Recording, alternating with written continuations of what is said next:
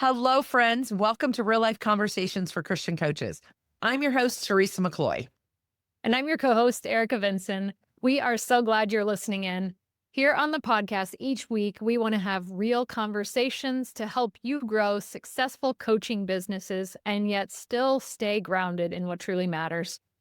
We love sharing practical tools, honest stories, and our own experiences as coaches, as well as inviting some great guests on the show to support you as a coach to live from a place of rest, not rush. So, whether you're just getting started or you've been coaching for years, you are in the right place. Let's dive into today's conversation. So, Erica, today on the podcast, I want to dive into a topic that you and I have explored actually many times over the course of the development of our own coaching and also of the real life process as a business. And it's this idea that in my faith value as a believer, do I call myself a Christian coach versus a coach who is a Christian? And we actually had this conversation a lot with the coaches in our coaching network, those who have been certified in our tools and our content. This comes up a lot of where do I put this faith element? We are a faith-based community of coaches, and I've walked this journey. I know you've walked this journey. And so we're going to invite a hard conversation into the podcast today and just talk about the tension that many coaches feel. You know, they love their faith, they want integrity in their work, but how explicit do I lead with my faith? How do I determine if I do or not? So it's a great question, but we want to talk about how you can work through that and how you might discern what's your best language maybe to use. Yeah, and I think just the invitation is really just to notice, where are you now and where do you want to be? We certainly are just opening the conversation. So welcome to the conversation. Yeah, I would say this. I'm not sure we have answers because this is your own discernment, but I will say, we've walked through it. So let's start with a place that I've kind of used, and I don't know how I come up with these two words, but several years ago when I was kind of walking this journey, I think there's a place where you come maybe as a very faith forward coach. And then there's places that you come as a faith focused coach. So let me say that again, faith forward and faith focused. And the clarity we'll talk through, like what does that mean? But faith is saying early on, I'm just naming it. Both of us trained at Professional Christian Coaching Institute, PCCI, and we have certifications from them in that have that language in them. But I really early in my coaching career did not necessarily want to be known as a Christian coach. Just like I love the tool, the Enneagram, but I did not want to be known as an Enneagram coach. So faith forward coaches, I think, lean more towards leading with formation and inviting faith language, maybe starting their calls with prayer with their client. But what do you see as some roadblocks or even ethical things? Because I know you really have studied the ethical side of coaching a lot and the core competencies in the ICF world as you teach and do those things. I'm not saying it's right or wrong, but what are some things that you might run into in that space? Well, ethically, we obviously want to be authentic with our clients about who we are. That does not mean that defines who they are. And Mhm. so I think that's important. If we're coming as a faith forward coach, as you're talking about, you may be, if you're kind of moving in this model towards faith forward, looking for clients who share a common value of faith. And so I would say that's something to notice ethically.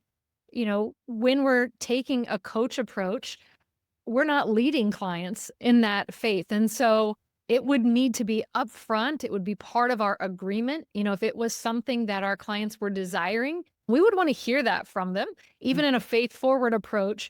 But I think it does help to kind of help us notice what type of client am I desiring to work with? And if it is someone who is faith based and that is also faith forward, then that would be more of this approach, really.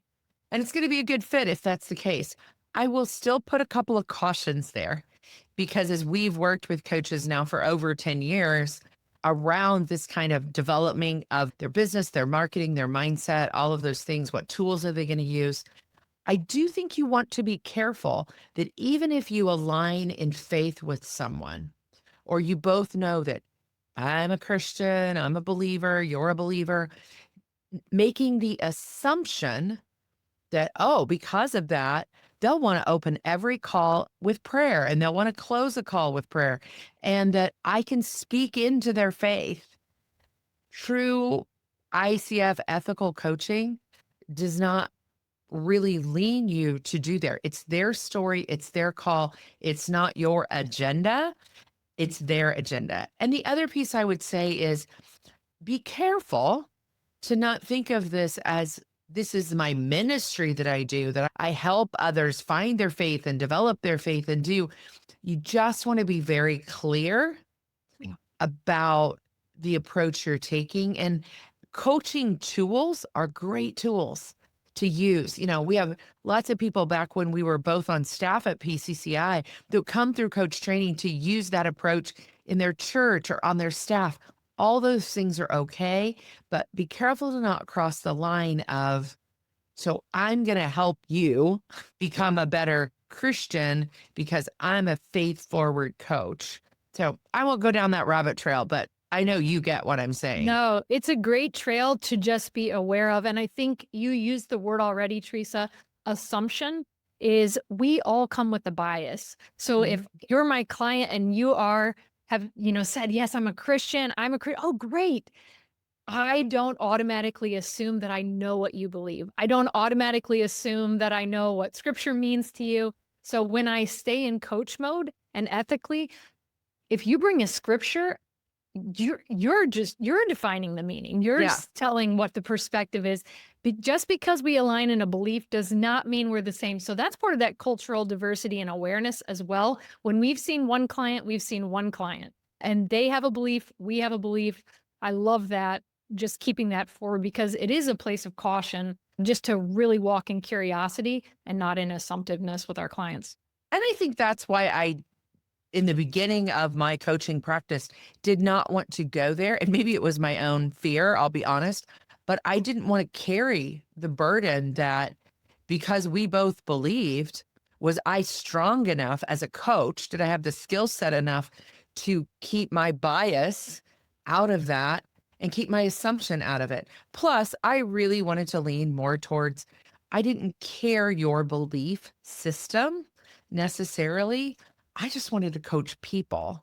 And I still believe that. I hope and I pray as I show up with the gifts and talents and abilities that I've been given, that I can be in that space of unassuming and come with that lens, with that hat on. If you serve other people, it doesn't matter if you're showing up coach, spiritual director, whatever, consultant, whatever, the assumption that someone else is just like me because they said one word or one thing. Now, we'll talk here a little bit more about that from a marketing perspective. It may be important for you to have on your website or to have somewhere, that is your style of coaching. That way the client, when they get on a discovery call with you, or I just started with a new client and it was part of our conversation. Part of the reason that she chose to work with me is because of, who she assumed in some ways that I am. And so, there's a putting your voice out in the marketplace side of this as well. But let's talk about the second one. The second one that we would define then is a faith-focused coach. And let's talk about that a little bit. How would you kind of put that different than a faith-forward coach? Yeah, well, a faith-focused coach certainly can be authentic about the value that they share, and you mentioned the marketing aspect, maybe even in the material that you're putting out or the way that you present yourself, you're not necessarily leading with coaching around Christian practices or faith-based practices. It's just who you are and how you're showing up. It ties more loosely even to how you were talking about being a coach that is a Christian. And so that language, it's accessible because your client knows who you are, but it's really just something you embody rather Mhm. than something that you're not just concerned, as you just mentioned, even in kind of your early beliefs with coaching, saying, I just wanted to coach people. So someone may not have a faith, but you can very much coach them and be effective in just being a presence. And it's more about the kind of walking the talk than talking the talk. Exactly. I always pray, and I still do to this day, that even though we have switched to more faith focused, I would say, that I'm a light of Jesus Yeah. no matter where I'm at, no matter what I'm doing, whether it's coaching, whether it's with my family, that people would know that what is the old song? They'll know we are Christians by our love. That is what I hope my clients would see in me, and that would draw them still to this day more than I put it out as a headline. So, faith focused coaching holds faith as the root, not the headline. So, if you are just like, I want to coach in a way that's open to everyone, or, I am trying to draw in business owners or business leaders or in the leadership space, you may not have any type of faith language, but people would know because they would see your integrity, they would see who you are, and maybe as the relationship developed between you, they might again bring up their faith. Mhm. And you remember when we were first developing our content, I was kind of adamant that, not as much now because we've shifted a little bit, but I was pretty adamant that it stayed in neutral language Yeah. so that it could be used in any environment, and we wouldn't have to, that we could reflect who we were as Christians without, stamping it on the front of the cover. So you might sit with those two words.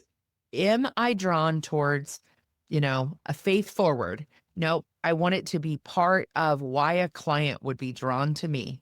Or Mhm. am I drawn towards a faith focus? Neither are wrong. I want you to hear that if you're listening. They're just different. And we have found, as we've worked with a lot of coaches now, making that own discernment for yourself will help you as you develop out the practice that you're going to build and shape. So let's move into that. Say someone is discerned, they know which side of the coin they're going to sit on. How would this shape their practice then and where they would go? Yeah, in a more faith forward, you're going to be drawing clients perhaps that are looking towards spiritual formation, looking at spiritual practices, ways of deepening and growing in their faith. And so they're going to be coming with very focused areas that are Mhm. tied to that value of faith. That may be something you hear them talk about discernment or their calling. And so you can just notice the language that's showing up there. And so when you think about faith focused, as a focus, and that it could be, clients talking about growth and their clarity that they're looking for in this season, or their leadership, the sustainability that they have in their life. Again, doesn't mean just like if you're a faith focused coach that they're going to bring that out in the work that you're doing. It just kind of is how they're drawn initially to work with you and the things you might be listening for that they could be talking about. And so this could be helpful for you because if you're like, well, who would I coach? Well, if you're newer in your practice, the first 1 to 5 years, actually, you might be like, who do I want to draw in? Mm. More aligned, more like, I hired you because you are this person. And you've said that very clearly to me. And I'm looking, faith might be a very huge part of how they want to grow. I want to work with people from all walks of life. They don't have to be connected at the root of faith. Mhm. So this kind of gets into messaging, and confusion in messaging often comes when we're trying to blend two things together and not actually naming what our practice is actually built on and what we're actually going to bring to a call or a client or a group program. And just from my own story, and Erica's worked with me in our business now for a long time, but from my own story, this probably didn't shift for me until I started coaching in 2016, 2017. 2022, though, when I decided to write and publish the book, Do What Matters, Live from Rest, Not Rush, using the relay process, I had in that moment to kind of make the decision that faith was such a huge part of my story and God's journey with me through the loss of our son Eric in 2017, through our family's journey, through all of that ministry journey, all the things that I could not talk very, very openly and directly about my faith. And so that seeped into all the process that I had written. And then in 2020, 2 years before that, we had started the coach certification program that we do and certifying people in the tools of the process. And we knew then we had to shift to really naming who we were so that if a coach came in to our program, as we shifted to more of that type of work, they would know if they hung out with us, it was a faith community. We were going to have scripture at the beginning of our call and a little devotion that you lead. We were going to set up a place to live from rest, not rush, for coaches to come and feel that. And that we were going to talk about God. Now, again, we're pretty broad in our belief system. We don't say we all believe and walk the exact same way, but it is an anchoring point. And so we shifted from my private practice being, kind of faith focused to being more faith forward. And redid our entire website last year, 2 years ago. Gosh, time flies. But now you would go to our website and you would know that we certify other coaches in our content. We're ICF aligned, but we are a Christian coaching certification. That doesn't mean everybody uses it as faith, because I still work in a lot of businesses and work with a lot of private clients from all walks of life and all different places. But as far as kind of how we put the word out now, it's pretty obvious who we are. So you can shift from one to the other because you're a believer either way, no matter how you're marketing, no matter what your message is. What's been your experience, Erica, as you've kind of walked that journey? Well, I want clients to know when they read, whether it's on the front page or whether it's in the About Me section, I want them to have a sense of who I am so that when I show up on the screen with them during a discovery call, they can sense that there is a presence about me that values faith, integrity, the relatedness that I'm going to show up with. And so I want the messaging that they read to actually align with who I am so that there's no confusion. And that's part of ethics too. It's just that our paperwork, that the things that we put out in the world really are kind of an extension of who we are. And so, we want that to be congruent. Yeah.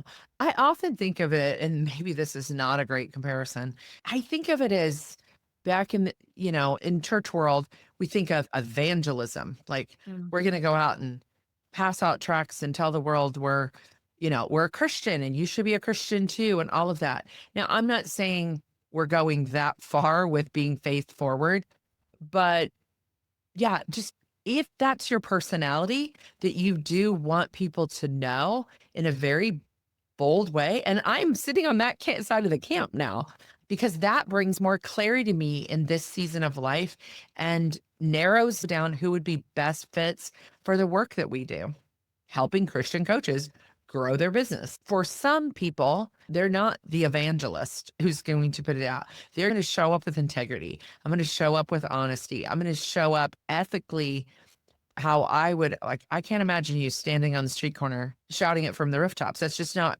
who you are.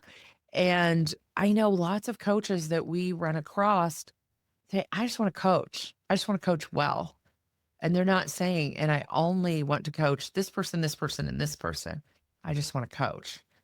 So I think where we would leave this, again, we're opening a can of worms, knowing that we can't put everything back in the can. but we do want to lead you towards some discernment for yourself. And I would say this is not only for coaches. If you listen to the podcast and it's just, how do I want to show up in life? What's my voice? How do I want to be? Maybe I'm a business owner and I want everyone to know that my business is based in this way. Or, no, I'm not faith forward with my business, but I work with a lot of business owners that choose that forwardness. So this is not just for coaches. This is internal work for all of us in that way. But let's come back to some questions we might give people that might want to sit with some discernment around this. As you are discerning, here's a few questions that you might consider. So the first one is this: where does my faith currently sit in my coaching work? Is it center stage? Mhm. Is it background? Or is it somewhere in between? I love that question because you just think of the movement of that. Do I want it to be out here? Do I want it to be way back here? Or I would say for me, I feel like we're in the middle. Mm, In the work we do with coaches, absolutely we're, center stage right now. We're out there. But in my private work and some of the things that I do, it's somewhere in between. So that's, you know, just think of that movement, visualize yourself. Am I being honest? I think that's another part about it because none of this is wrong. It's just where do you want to be? I'll help you. So, what else we might consider? The second question is just, who do I feel most alive serving? And so just notice what's life giving and what language do they need from me? So just paying attention to what is your energy and not just what opportunity comes, because I think that's where the discernment lens comes through in that practice of, I don't have to say yes to everything, but am I saying yes to the things that really make my heart come alive and my soul come alive as a coach? And I would say, as I was discerning this, even as we made those shifts back in 2020, 2022, I realized in my own self that my faith was so important to me Mm, that it's not that I needed to lead with it and needed to say, this is who we are, but it just couldn't not come out of me. mm. And so pay attention to that as you're talking in conversations, as you're out and about, like what is the energy that you have around certain things? So Yeah. And then finally, what would integrity look like in your messaging if you actually stopped trying to just please everyone? What would you say more clearly? What would you stop saying as you consider? and this goes to those emotions, doesn't it? Am I afraid of something? If I would say it, if I would put it out there, am I fearful of what others might think if I was that bold or that Yeah. forward? Or no, I'm being true and authentic to myself as, being faith focused. That's who I am. And I don't need it to be big and broad and bold. There's a lot there to sit with and think about. And you and I have used this phrase a lot, like, what can you say out of your mouth comfortably? Whether that's around pricing, whether that's around an invitation to work with you, whether that's around the style and the way that you coach. But, you know, I was talking with someone with this week and we were laughing. I had saw a girl sitting in the parking lot for a long time talking on her phone. And I said, well, it's probably the only place that she can talk in private, right? I mean, there's so many Um, places. So this might be something you try out in your car. What can I say out of my mouth? What can I say? How would I want to make an invitation to work with me? And what would be the important parts of me that I would want that client to know before we started working together? Because you do bring your whole and authentic self to the calls that you do, to the groups that you meet with, to the places that you speak. So, what's important for others to know about you that you mm, would want to say out of your mouth? So, yeah. yeah, lots of unanswered questions there as you listen in today and you think about the work that you do and faith forward, faith focused, all the things. But are you a Christian coach or are you a coach who is a Christian? We'd love to invite you to connect with us here in the new year. We've got a lot of new things going on. And one would be just to subscribe to the podcast. The algorithms of podcast subscriptions are always changing. I think now it's called a follow. So we would invite you to follow the podcast on your favorite platform. Erica, you want to fill them in on what that shift in the podcast is all about? We're giving you some space between episodes in a way. We have two podcasts. This conversation that's for Christian coaches. And then we also have a real life practice podcast that focuses really specifically on spiritual practices and your being. We certainly talk about the being side here on the real life conversations for Christian coaches, but we focus on your doing as well. And so that integrated way. So you'll have 1 week of the Christian coach conversation, and then you have 1 week of practice conversation. But follow both of them. They are separate sister podcasts. And so to make sure that you're getting just a taste of real life in your being and your doing. Yeah, one helps you focus on how you think about coaching, like we did today. And one is really more about tending to your own soul. Living from a place of rested success is a phrase sometimes we use every other week. Those will be coming out on Wednesdays now. Both of them will be on Wednesdays. The other way we'd love to invite you is to join our free community. You can check that out on the website, thereallifeprocess.com. Click on community. It's part of the Circle platform and is a private community that we have. We also have a lot of ongoing resources and places that you can get those on the website. You can click on resources, and there's all kinds of absolutely free downloads that you can get. And we just love to take a little bit deeper journey with you. We do certify and train and have a community of Christian coaches that use our tools in the work that they do, whether it's individually or in groups or retreats or however. And we have shifted this year to offering that in a more consistent way. So we call it an accelerator program, and it's a 1-day training that we lead. And then Erica takes over at that point as our kind of director of all of that coaching process. And we have 90 days with you of getting coaching and peer coaching and videos for you to watch, and just a great place to hang out for about 3 months, be with fellow coaches that are on the journey and using these tools. And if that's something in this new year that you're looking at, check that out. You can click on the Get Certified button and all of that. Whatever you decide, faith focused, faith forward, or discern might be a better way than saying decide. What is the invitation that God is inviting you to right now? That's really all that you might be thinking about is, what's my voice right now?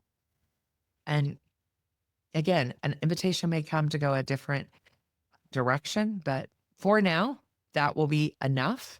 And if you'd like to talk about that, we'd love to hear from you. Just click in the free community, email either one of us. But we're excited to see where 2026 goes for us as a podcast, as individual coaches. We're doing this every day. We're doing this right alongside you. This is not theory. This is us in the moment doing coaching and conversation. Enjoy the one-to-one conversations and seeing where God moves people forward through the art of coaching. So we'll wrap it up. Remember that every ordinary day has an extraordinary moment. You just have to look for them. And we'll see you in 2 weeks right back here on the podcast.